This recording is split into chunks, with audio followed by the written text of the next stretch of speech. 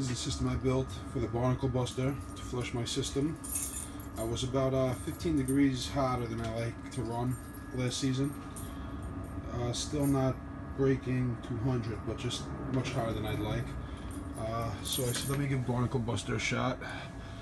The way my motor works, which is a Crusader 350 cubic inch, 270 horsepower.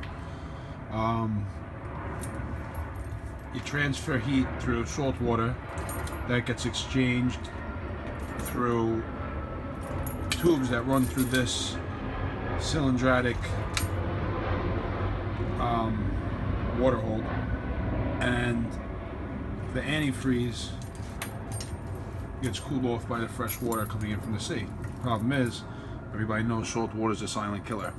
So what I did was, this was kind of on the go, vinyl hose, 3/4 inch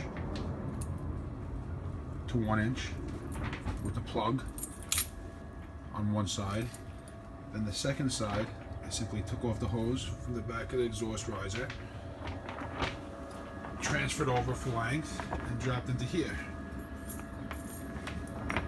This is what the Barnacle Buster looks like. A fucking real mess. That's all the stuff that came out. And then I have a hose with a pump that I built a little changeover to. There's 1,000 gallons per hour rule bilge pump in there, unswitched. And I connected cable to right to my battery. This right here is the presumptive flush just with regular water. Just to give you an idea what grows in these things.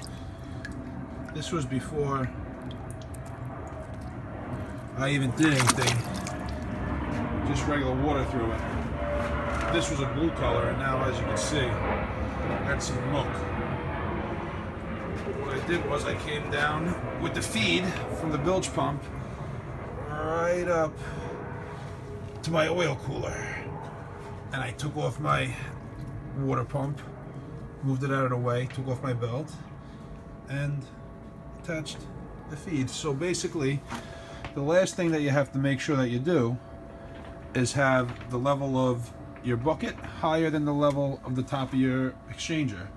The reason being is you want this entire cylinder to fill up with this acid from Barnacle Buster, which happens to work very well from what I can see.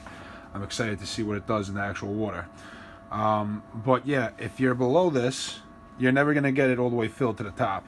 You're always going to be a little high, a little low, and you won't get a good effect. It'll work, I'm sure, but it's not going to be at its maximum efficiency.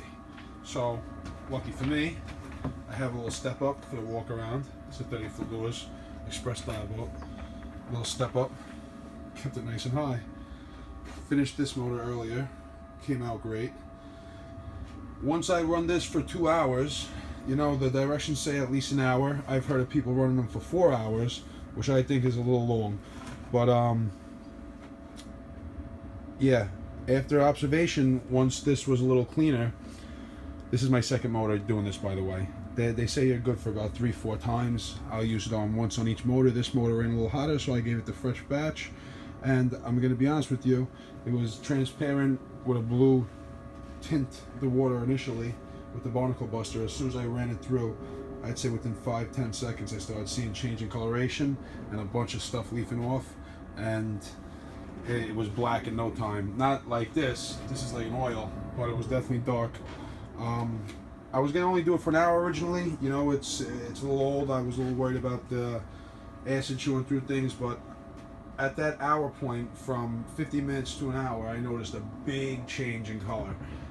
That's when this stuff must have really started to get working and breaking apart the nonsense. So I said, you know what, I'm gonna leave it an extra hour, and I'm happy I did, because a lot more stuff came out. So I thought that 2 hours was the magic number for this one. I have about an hour left on this, and as you can see, it's disgusting. But what I do is, once this is done, to neutralize the acid so it doesn't continue corroding, I fill up this bucket of water right here, and I put that bilge pump right into that water, and I take the drain and I put it right into the hull of my boat. This way it runs out. I'm not in the water right now, so fortunate for me, I have that drain plug out. I just let it run right down. If you're in the water, it'll still be fine. You know, your bilge pump will pump it out, but you know, I don't know. I think it's a little better with that plug out. This is something that I think that you should do before you put it in the water, not while you're in the water.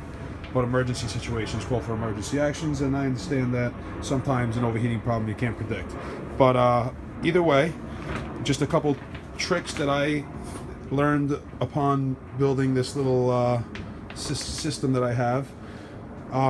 Since I have two motors, I was wondering how I'm going to get the fluids from this motor in particular back into this bucket that I have. It holds about a gallon and a half worth of water. So if I didn't flush that completely through my system back into this bucket on this flush, I'd be short a gallon, which could limit the efficiency that it's designed to have on the exchanger flush. So after thought and noticing the dark color, what I did was, when I was ready to change over after my 2 hours, I left the exhaust hose in the bucket and I plopped my bilge into the fresh water. And I observed, which is the nice thing about using this vinyl hose, it's 35 bucks at Home Depot, by the way. It's worth it. I mean, some people may tell you to reuse the hose that you have, but it's nice to be able to see what's going on. I think that came in handy. So what I did was, once I saw clear water coming up that hose, I pulled my positive terminal off and it shot down.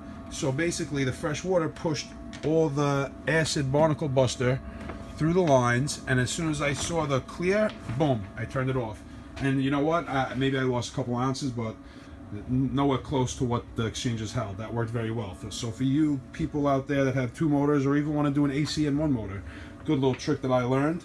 Another thing to keep in mind, make sure you go to the bottom of your system up to the top.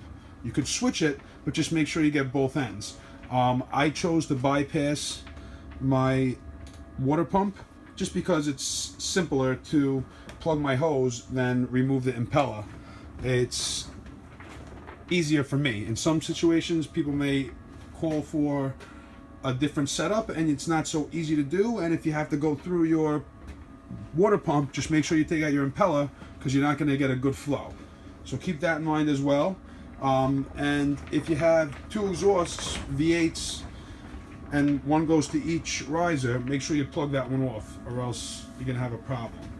Other than that, that's pretty much it. I look forward to seeing how they run. This is after a long winter. I got to do a little sprucing up, new air filters, paint job, and hopefully she fires up and I get some shock. Thanks for watching.